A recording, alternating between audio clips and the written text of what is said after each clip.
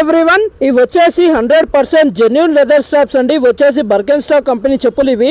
అయితే ఈ చెప్పులో వర్క్ ఏముందంటే మీరు ఒక్కసారి లోపల భాగంలో అబ్జర్వ్ చేస్తున్నారు కదా, మీరు లాస్ట్ టైం ఒక వీడియో అబ్జర్వ్ చేసి ఉంటారు బర్కెన్స్టాక్ చెప్పులువి.